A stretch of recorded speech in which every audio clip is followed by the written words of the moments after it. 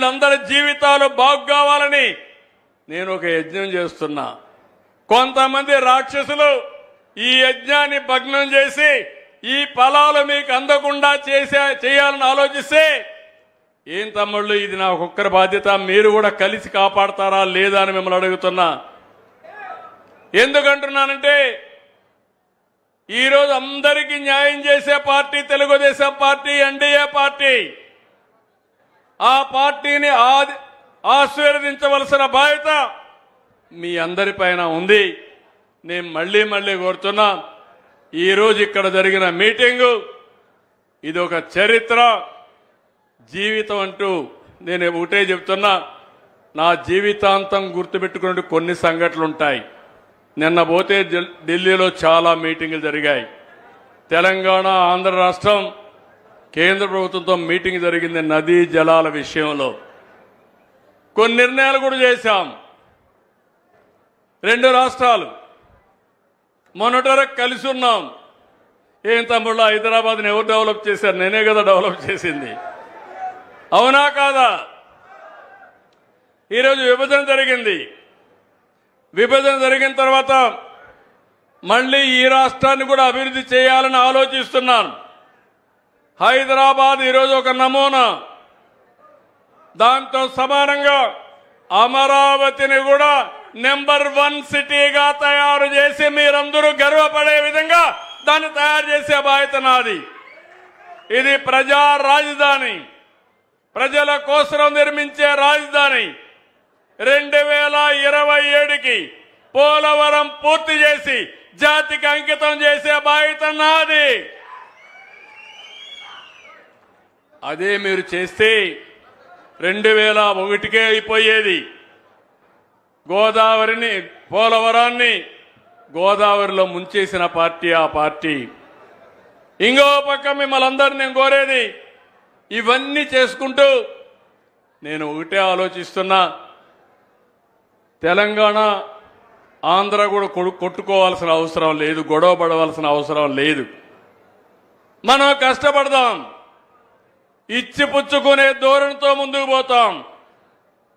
ఈరోజు నీళ్లున్నాయి, 2 రాష్ట్రాలకు అవసరం.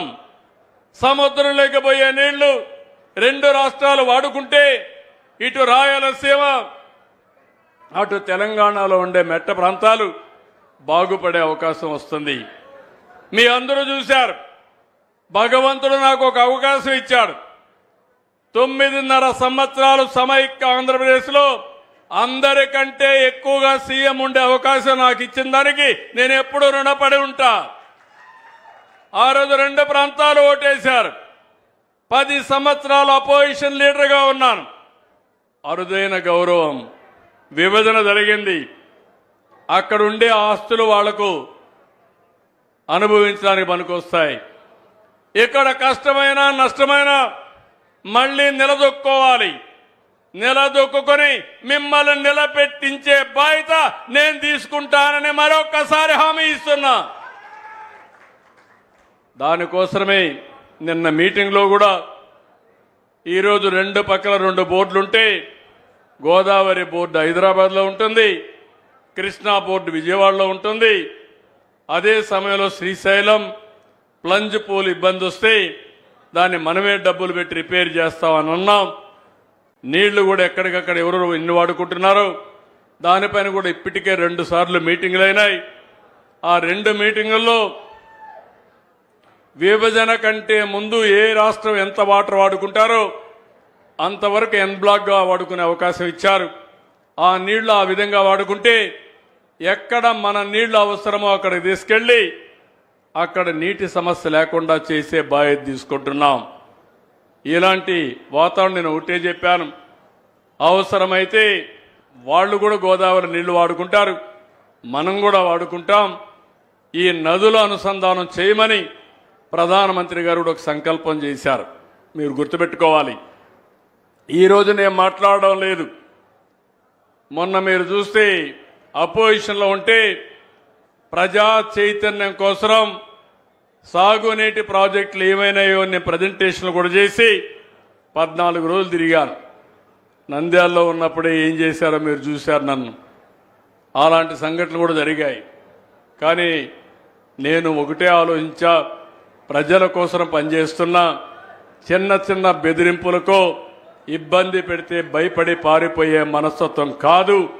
దీన్ని లాజికల్గా తీసుకుపోయి మీకు న్యాయం చేస్తామని చెప్పి తెలియజేసుకుంటూ ఈరోజు ఇక్కడికి వచ్చినప్పుడు మీరు ఇచ్చినటువంటి అభిమానం, మీరు చూపిన అభిమానం నా జీవితంలో ఎప్పుడూ మర్చిపోను. ఒకటే ఆమె ఇస్తున్నా, రాయలసీమకి ప్రతి ఎకరాకు నీళ్ళిచ్చి కనీసం 2 మెట్ట పంటలు వేసుకుని, హార్టికల్చర్ పంటలు వేసుకుని మీ జీవితాలు బాగుపడే వరకు నేను మీకు అండగా ఉంటానని మరొక్కసారి మీ అందరికి హామీ ఇస్తూ అందరికీ నమస్కారాలు. అదే మరిగా ఈరోజు ఇక్కడికి వచ్చినప్పుడు వేదావతి ఈ ప్రాజెక్టుని పూర్తి చేయాలి. దీనివల్ల ఆలూరు, ఆదోని, మంత్రాలయం 3 నియోజకవర్గాలకు ఉపయోగపడుతుంది. దీన్ని కూడా స్పీడప్ చేస్తాం. గోరకల్లు మరమ్మతులన్నీ కూడా వచ్చాయి. దగ్గర 56 మొత్తం కలిసి 96 కోట్లు అవుతుంది. ఇది కూడా శాంక్షన్ చేసి ఇమ్మీడియట్ గా పనులు ప్రారంభిస్తామని చెప్పి మీ అందరికి హామీ ఇస్తున్నా. అలగనూరు 2021లో బండంతా కూడా దిగిపోతే ఇంతవరకు ఏమీ చేయలేకపోయారు. దీనికి 36 కోట్లు అవుతుంది.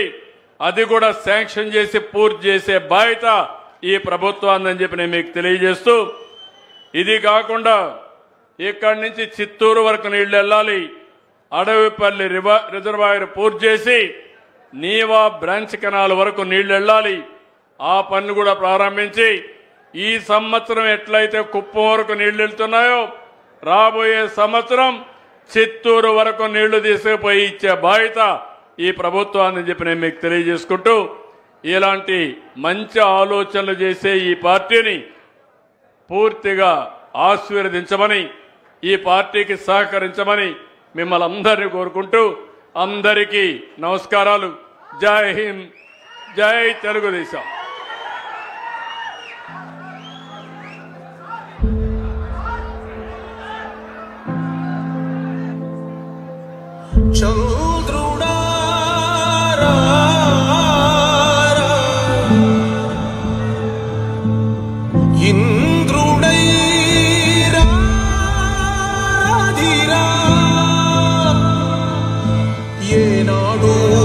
పరిపాలన మాకు వరం నీ వల్లే